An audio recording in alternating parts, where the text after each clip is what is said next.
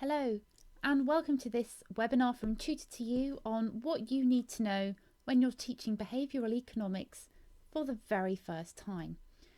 Before we get going too far on this, I just want to point out some events that we have coming up later this term. The first is our Strong Foundations student workshop towards the end of this autumn term, aimed at your Year 13 students to recap some of their Year 12 work and also help them develop some of those all essential exam skills, including, for example, multiple choice questions, reading case studies, and how to evaluate effectively. So what we're going to have a look at today in this webinar are some of those key terms and concepts that you need to be able to understand your A-level economics specification with regards to some of the new behavioural economics content. We'll also take a little look at where behavioural economics could be tested and to actually think about where you might go next as a teacher of behavioural economics.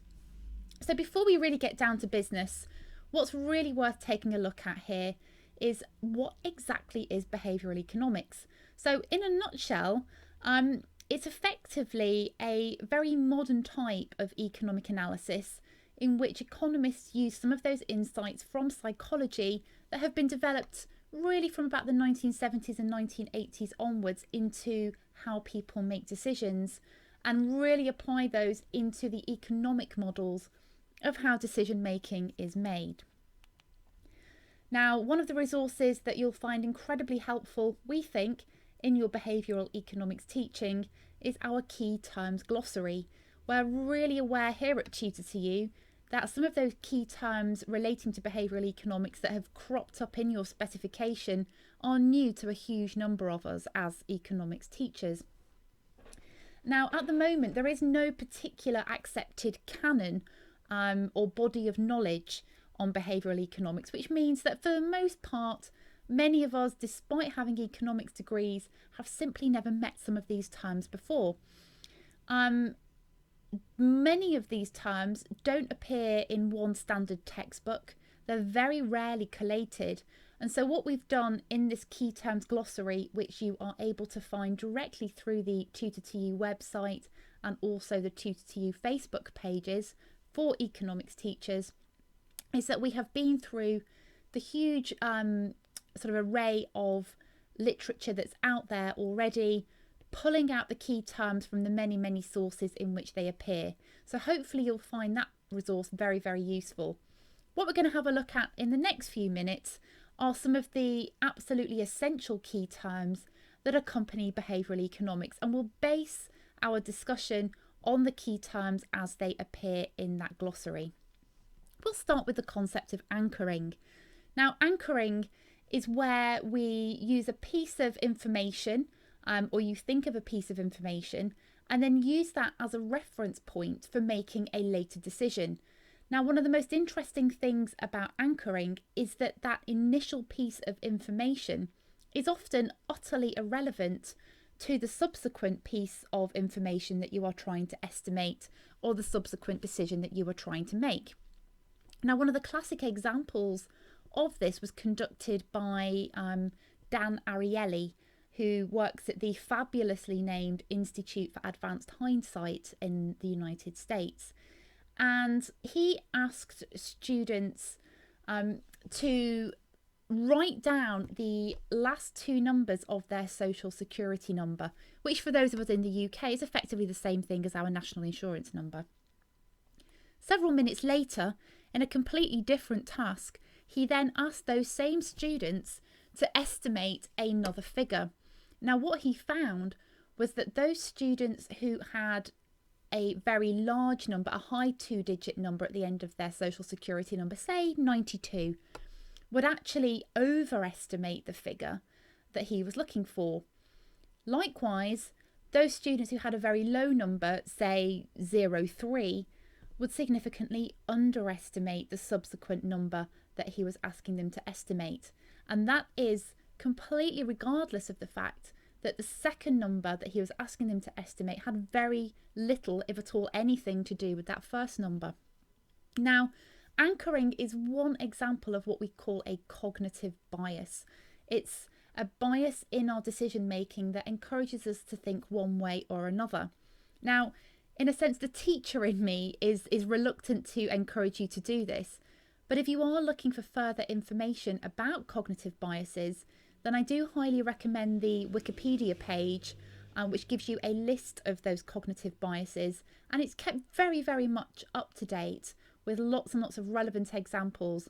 It's a great thing to explore with students. It's highly likely that you will only get even halfway down the list before you think, these things really apply to me. So behavioural economics, a great way of introducing it to students is to really show them how it's relevant to their everyday lives and decision making. So what would be useful to do is for you to have a little go at this, and here's a little classroom starter that you could use yourselves or adapt in any way that you see fit. What I would like you to do, just sat there listening to this webinar, is just think about this question. Is Sir Tom Jones older or younger than 90 years old? I just want you to hold that thought in your mind. And then I would like you to jot down on a bit of paper next to you the age of Michael Jackson when he died. Hopefully you've managed to do that. Now what you should know is that Sir Tom Jones at the moment of recording of this webinar is a young 76 years old. Now what I've done in my anchoring question there by linking his age to 90 is to hopefully encourage you to overestimate the age of Michael Jackson when he died. Michael Jackson was in fact 50 years old when he died. So it would be quite interesting for you to think whether you over or underestimated that based on the answer to your question about Sir Tom Jones. Alternatively, and maybe something you could do with a different class, is to ask that same first question but change the age.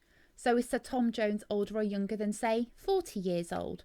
And then ask students to estimate the age of Michael Jackson when he died and see whether that low anchor point causes students to underestimate the age of Michael Jackson when he died. There are all kinds of ways that you can use this, estimating the price of a pint of milk, say, or the cost of filling up your car. All kinds of things that you can do.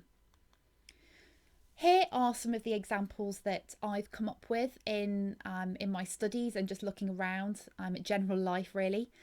The shopping one to start with resonates quite strongly with me.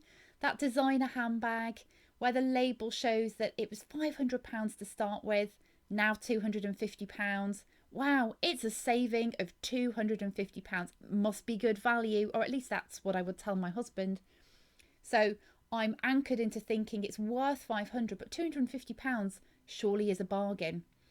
However, if it had been initially a £50 handbag, would I have felt the same way about it? It's quite unlikely. A great task for students in their learning of behavioural economics is for them to keep a diary, a journal of all kinds of behavioural economics principles that they tend to see out and about in everyday life. Fantastic talking point for that kind of painful Friday afternoon lesson as well. Here's another example of a cognitive bias. Suppose that me and my colleague John were scheduled to leave London, but on different trains that are meant to leave at exactly the same time. Suppose again that we share a taxi, we've been at the same event place in London, we get caught in one of those pesky London traffic jams, and we actually arrive at London Waterloo a whole 10 minutes after the scheduled departure time of the train. Now I pop along to the station manager and I get told that my train actually left on time. However, John is told by the station manager that in fact his train was delayed by a whole 8 minutes and left only 2 minutes ago. Who is going to be most upset by this scenario? Is it going to be John or is it going to be me? Just think about your answer. And here is the outcome when this experiment has been run on a very large scale. A whole 96% of participants thought that poor John would be far more upset than I was. Now, for an economist, a traditional economist really ingrained with that idea of rationality or homo economicus, that seems really quite irrational. That we've both missed the train by 10 minutes, so technically we should be equally upset. But clearly that's not the case. The cognitive bias here is that it's far more painful to miss an objective or a goal by a small amount compared to a large amount. The next key term that I think is really crucial for you in your teaching of behavioural economics is the concept of bounded rationality. Now, in a sense, bounded rationality is a concept that helps to bridge what is actually a very large gap or chasm between your traditional classical economists and those who really embrace the psychological element of the subject. So the psychological happy teachers, psychological happy behavioural economists believe that we often make decisions that are irrational or that are influenced by, say, emotion or some other factor, one of those cognitive biases. A traditional classical economist believes quite firmly that the economic models they study and that they teach are completely underpinned by the concept of rationality. Now, bounded rationality attempts to bridge that gap, as I've already said.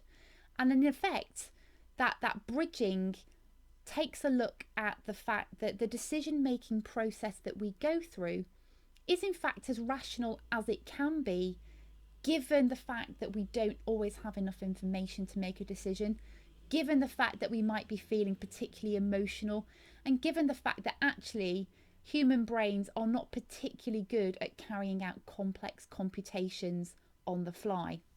So ultimately, what's really important here is that little bit at the bottom of the slide there that is highlighted.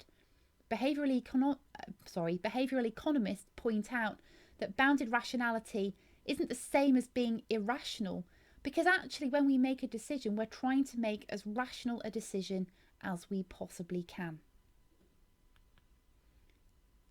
The next key term that is really vital and particularly important in your teaching of market failure and tackling market failure is this idea of choice architecture.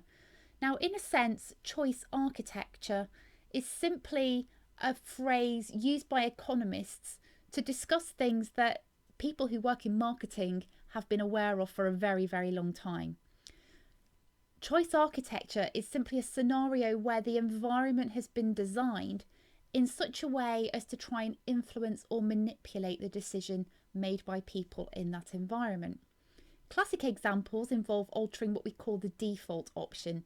Now, human beings are inherently quite lazy and very rarely like to opt in to doing anything. So anything that involves a little bit more effort is considered the non-default option and will become less likely. So if you want to steer people in a certain direction, you make that particular behaviour the default option. Here's an example, very classic example. The chart that's up on the screen right now shows the percentage of drivers who are registered organ donors in various European countries. Now, you can see that there is an incredibly clear difference between the countries on the left, Denmark, Netherlands, UK and Germany, and those on the right. Those on the right have a significantly larger proportion of their population actually registered as organ donors.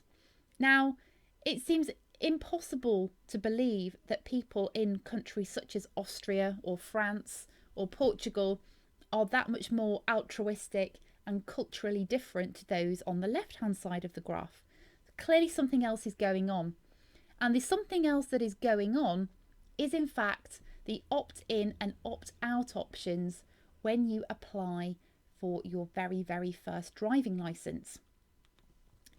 Now, in the countries on the left, Denmark, Netherlands, UK and Germany, this study found that in those countries, when the form was completed by people when they were applying for their driving licence for the very first time, in those countries, new drivers had to opt in to become an organ donor. Now, as we've said, default choices, it's always easier to not tick the box. Countries on the right, guess what the situation was? I'm sure you've got it right. Yes, they had to opt out of being an organ donor. So the box ticking was for not being an organ donor. So in both cases, people have shown that they adhere to that default option. Few more examples here of choice architecture. There are loads and loads of them about. It's a great thing to get students involved in. Supermarkets. We tend to believe that things that are on the very ends of aisles in the supermarkets are a great deal. We can see there in that example, can't we? The end of aisle sauce bottles, the ketchup and the mayonnaise, half price offer. So those items are clearly on offer. But there is absolutely no indication that the items at the other aisle ends, the £2 and £5, are actually on offer at all. But people will pick them up because they assume that they are. The supermarket is manipulating our choice. Here's another great example that I think is absolutely fascinating. This particular chart refers to the number of miles declared on the forms when you apply to renew your car insurance. Now, we probably all know that car insurance is much higher when the mileage travelled in a year is higher. One way of getting people to declare the right number of miles travelled in a year is simply to get them to sign that form in different places. So what that graph shows us is that if we ask people to sign the form at the very, very beginning before they've completed it, that they are completing the form to the best of their knowledge and that they are giving honest and truthful answers, what we can see quite clearly is that they declare a greater mileage in the year than people who sign at the end, who may have made a mistake, but then don't really feel like going back. I also particularly like this experiment, and this has been used by the Behavioural Insights team, which is now part of the British government, often called the Nudge Unit, which I find quite amusing. But this particular diagram shows us a really simple behavioural way of actually reducing the size of the budget deficit. And that very simple way is to encourage people to pay their tax on time. Now, this really relates to people who fill out a tax return and only pay their tax in instalments during the year, rather than the usual system for most of us, which is through the pay-as-you-earn system. What it shows over on the left-hand side, that control group, always essential in a social science or science experiment, is that 67.5% of people pay their tax on time. Over to the right, those green bars, it's showing us something slightly different. It's looking at the idea of a social norm. Now, what happened for this particular experiment is that some people were sent their tax form, their request for paying their tax, with an additional sentence at the top that pointed out how many people in their local town or area actually paid their tax on time. That was the only change in the form. That minor change encouraged people to actually behave in a way that made them fit in with the majority of people in their social area. So, for example, you can see on that chart, right on the right-hand side, when people were told that it was normal in their particular town for people to pay their tax on time, suddenly 83% of people paid their tax on time compared to 67.5%. So how does all of this link with your teaching? Well, firstly, it's very easy to use behavioural economics to help you evaluate the price mechanism. Actually look at the impact of demand and supply and whether demand and supply will actually shift if there is a particular change in the market. So a great way of tying in with some of your Year 1 AS level basic demand and supply market content. It's also fantastic, behavioural economics, for exploring alternative policy solutions for tackling market failure. Traditionally, we've all been teaching things like taxes and subsidies, regulation. Why not try thinking about some more behavioural solutions? There's a fantastic example in Copenhagen, which for years had suffered with a litter problem. Now, there wasn't very much more money available to try and tackle the issue by providing more bins. So what the local council did was simply to paint green footprints onto the footpaths and pavements, walking towards the bins. That was enough of a visual cue to encourage people to follow those green footprints and put all their litter in the bin. Very, very simple policy solution to a market failure. We can also use behavioural economics to try and consider alternative explanations of economic phenomenon. Now, the best example I can think of here ties in with your teaching of that other new topic for the new A-level course, financial markets. So you can easily use behavioural economics to consider things like asset bubbles. Why do they form? What is this kind of herding behaviour? Why do people behave like they do in a crowd? So there's some fantastic ways of building in behavioural economics into other topics that you are already teaching. It really doesn't need to be a standalone new topic. So while we are just thinking about that at the moment, I really want you to think about what goes on in your school, college or exam centre. Are you teaching behavioural economics as a standalone topic in year 13? Now, for many centres that have entered students last year for the AS examination, it's highly likely that yes, you are this year teaching behavioural economics as a standalone topic. It wasn't important when you were teaching it for AS.